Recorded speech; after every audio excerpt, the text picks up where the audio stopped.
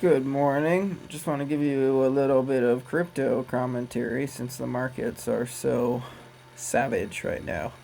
Savage attacks on the crypto market. So if you look at back, so the lead kind of indicator or the main the biggest cap crypto is Bitcoin Core BTC.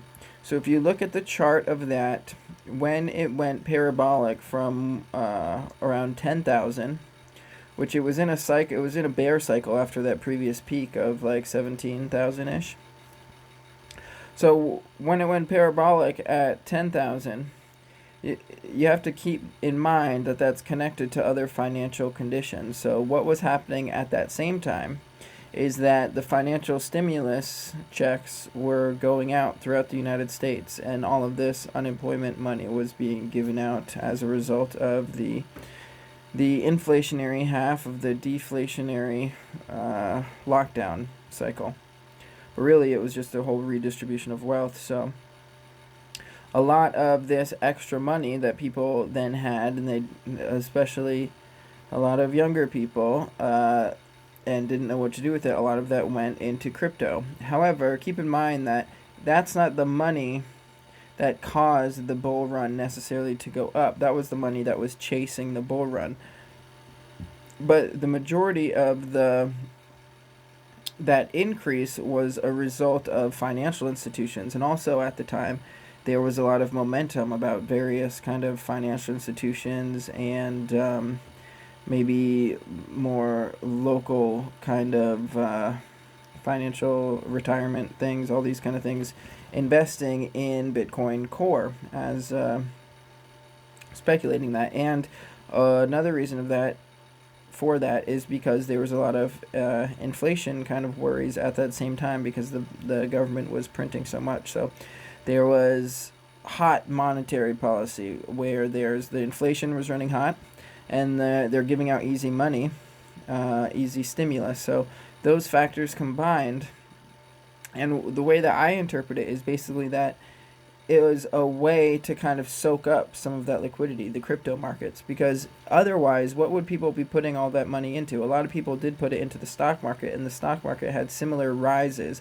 And the stock market is supposed to be a reflection of the economy. So as the economy is shut down, following they failed in they were trying to tighten the monetary policy. They failed, and then they had to do this easy monetary policy and pump all this money into the economy, and then even that wasn't enough stimulus and then they called it a plumbing issue.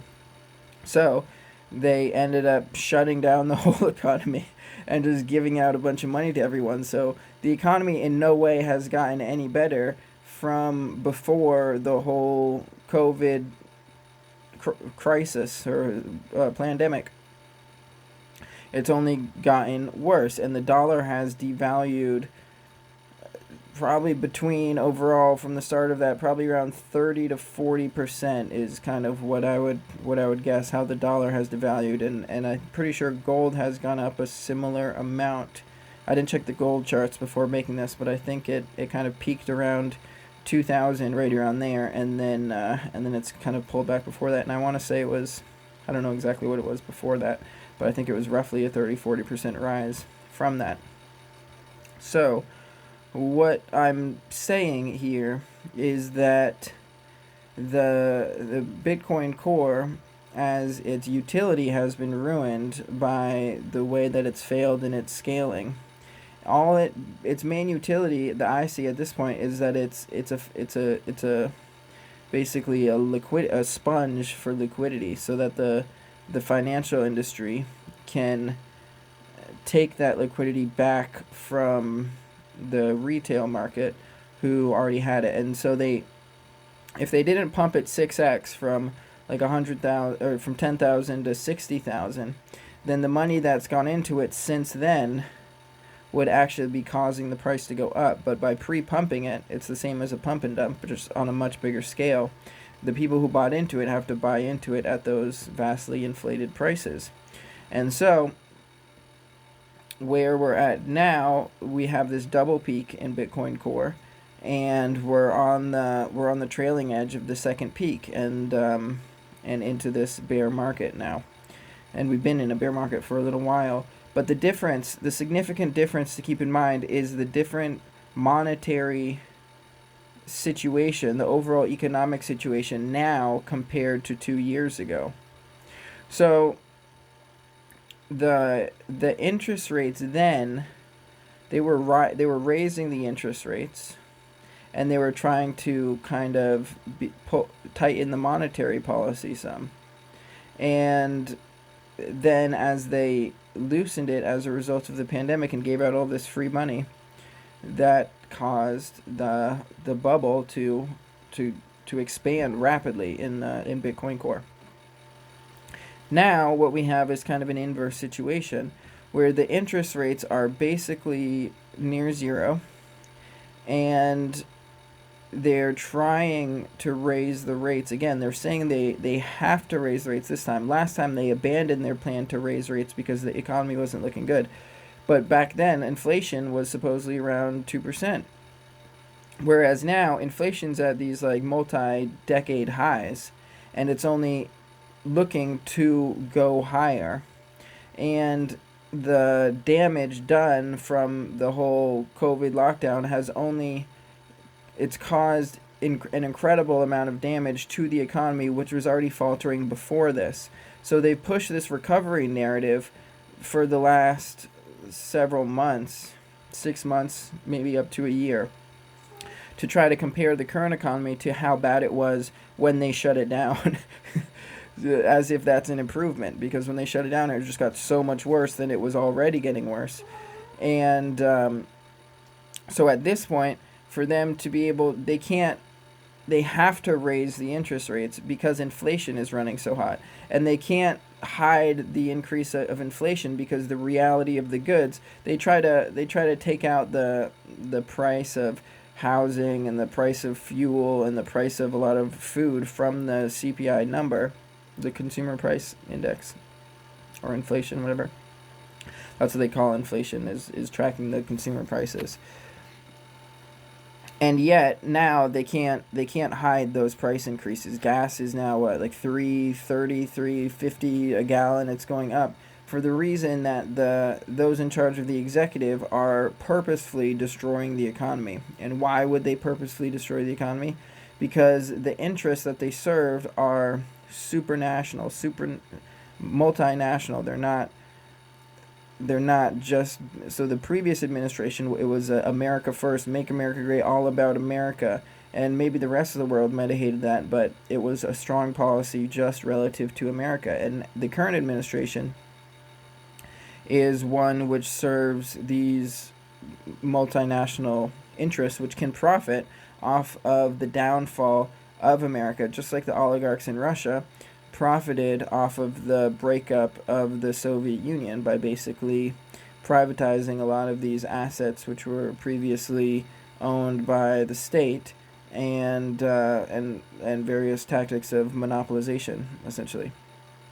So the big difference here is that they also can't send out, because of these supply constraints, they can't stimulate the economy in the way that they did in the spring of 2020, because that's only going to exacerbate the supply shortages, which will only exacerbate the price increases, and then they'll have to do price controls, but there won't be the supply to provide for that. So they have to increase the rates.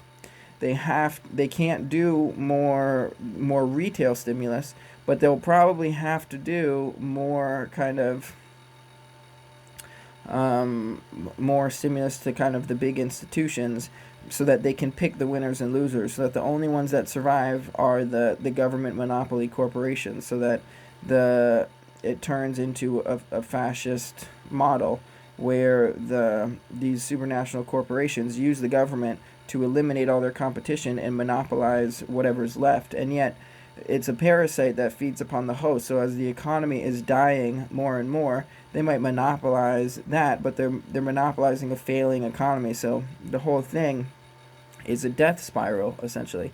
And there's basically no way out of it other than to flee to places that aren't connected to that kind of economic momentum, and places that are more sustainable, or to basically go off grid and just start from scratch and separate oneself from that whole control system.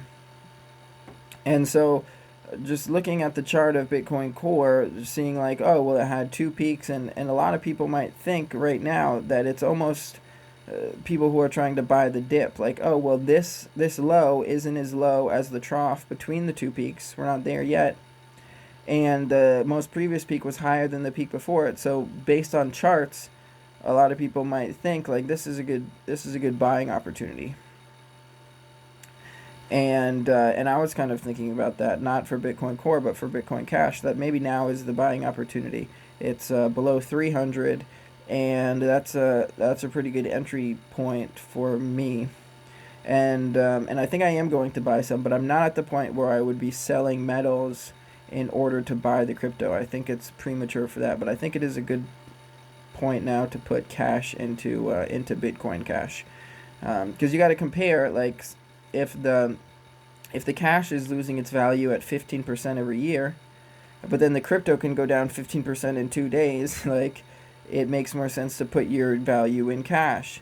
And this is your liquid value, because the metals are going to be more stable than either of those, but it's more long term because you can't transact it. It's not liquid as cash or crypto.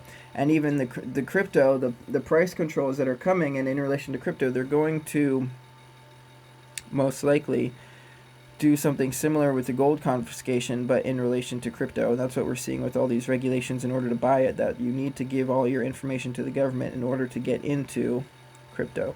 So at some point, the ability to buy more crypto will likely be kind of closed down in order to prevent that from seeming to be an alternative and from being a marker that measures the devaluation of the dollar. But that's a hypothesis, and that actually might not be right, because at some point the metals will measure that, even though the overall deflationary cycle will mean there's less freely liquid capital to buy metals. The intent will be more on metals, because just for preservation of capital.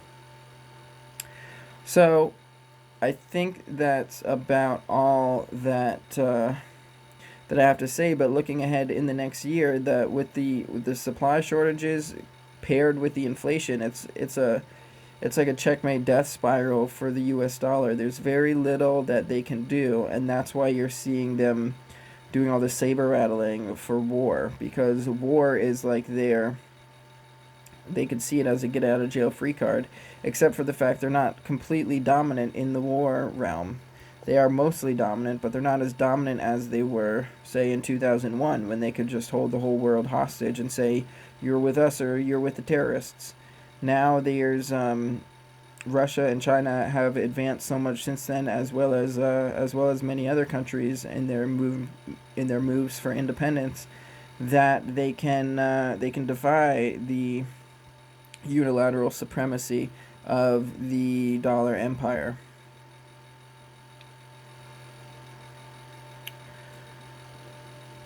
So, the similar theme with a lot of my videos, it's a warning, basically, of get prepared for what is happening. It's already happening, and it's kind of like the last video I showed with the cup and the ice floating. It's like the ice is already moving, and it's accelerating in its move, and when it's fully on the other side, you have an inversion of values, whereas at one point the value was on one side of the equation, then the value becomes on the other side of the equation. So instead of the consumer economy having all the value, it will be the producer economies that have that power and leverage. And then the previous consumption societies will basically be bankrupt. They'll have to end those cycles of consumption. A lot of people will die, and they'll have to restore a culture that is productive. And given the current state of the U.S. culture, it's so divided in all these different ways, and the subsidies prevent people, or subsidize, they incentivize people to not work and not be productive. So it leads to a lot of likely this summer will be a summer of kind of rioting and chaos as people are having a difficult time making ends meet, and then taking out their frustration on the people who seem like they're not in as dire of a circumstance as them. So if you don't want to be stuck in that situation, then it's best to kind of prepare ahead of time, just like one would prepare for the winter, knowing that the season will shift. And if you don't, then you'll just freeze and die. And that's the reality of nature. And humans try to alter nature and create our own kind of humane counter nature cultures, which work for a certain amount of time off of taxing the productive. But at some point, when the taxes increase and it becomes more and more difficult to even produce, just like in Atlas Shrugged, the producers end up just saying, no, we give up producing. We're just gonna sustain ourselves, and then all the ones who have been all the parasites who have been surviving off of that production, they lose their source of energy, and it leads to drastic shifts. And you can have you see the way that the mobs are being manipulated in many places, and kind of scapegoating the people who haven't gone through with certain injections. People who haven't gotten governmental mandated injections are becoming the scapegoat of those who are the government mob, essentially. So you can see the trends playing out, and I suppose that's all I got to say for now.